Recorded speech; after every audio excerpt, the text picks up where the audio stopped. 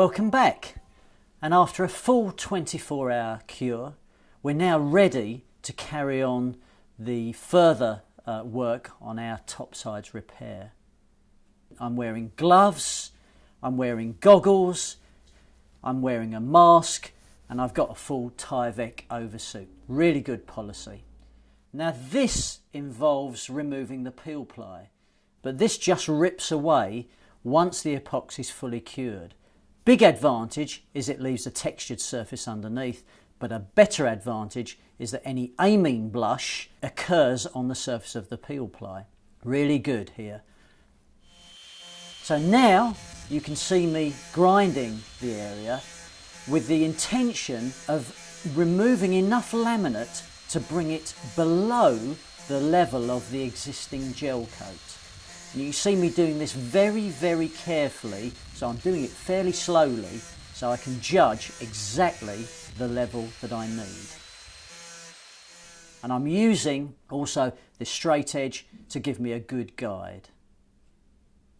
We're now back in the workshop with our repair, ground back just below the level of the gel coat.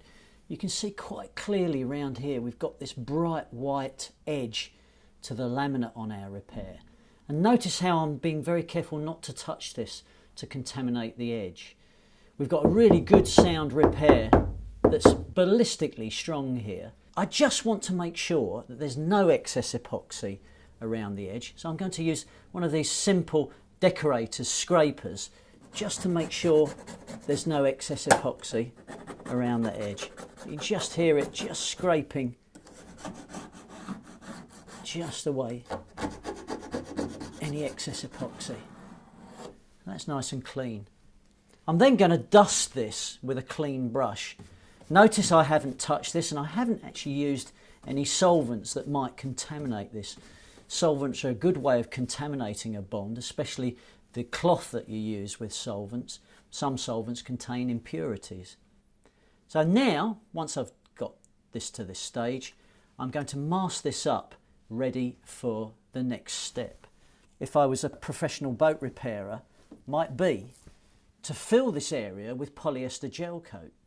That's another technique all on its own, and it does require a high degree of experience to get a very good colour match and to get a totally invisible repair.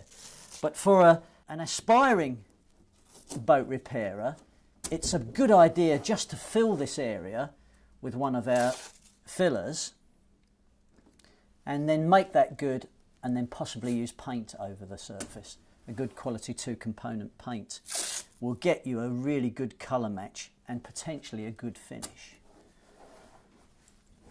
So that's my area masked up.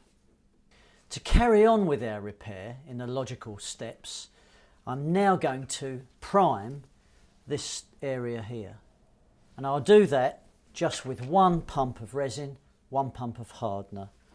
So I'll dispense that nice and easily, blend the two together. You see how I'm being really diligent in mixing this.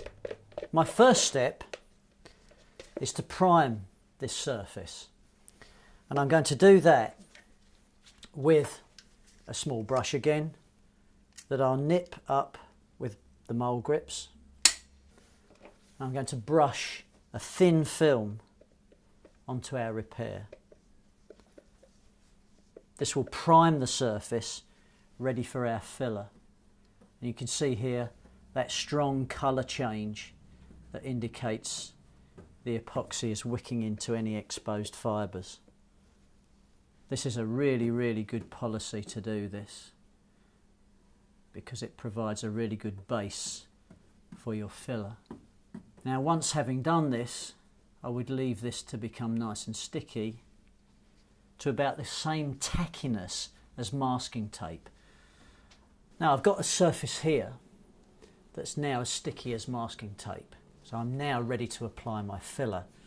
And my chosen filler is West System 409 Microsphere blend. This is a pure white filler, which is very nice to use on this white gel coated boat. But it's also quite easy to sand, but still quite tough. Now I'm going to mix that with my resin hardener mix. 1 pump of resin, 1 pump of hardener, and blend the two together.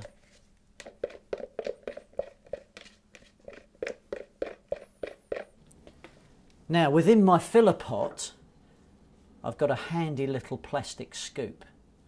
So I'm going to firstly add a single heaped scoop of this, because the consistency that I'm looking for is rather like thick, smooth peanut butter.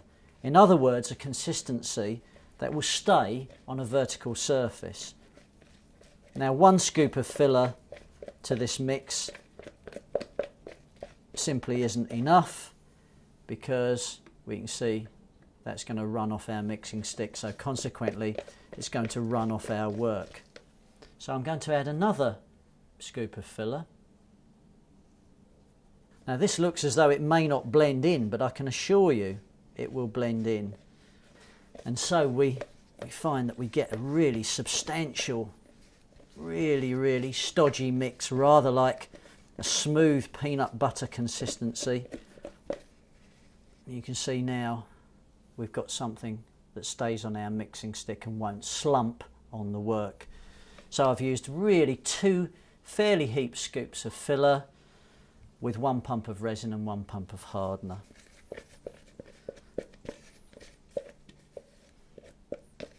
Now I can just use my mixing stick to apply that to the work, like so. Then I'm going to use one of these plastic squeegees to smooth this out, but I'm going to use the other squeegee to take off the excess. This is a really top tip, and it's kind of a plasterer's technique, but it really does make your work nice and smooth and efficient. So we just start off by screeding that over, but I can keep replacing the material onto my spare squeegee. Now the reason I've put the masking tape on there is it guides my depth of fill, and it gives me a clearly defined area within which to sand.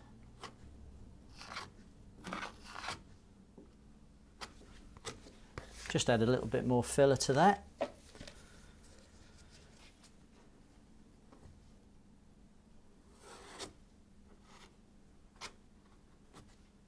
Notice I'm following the curvature of the boat as well. That makes sure that I've filled the main part of my repair.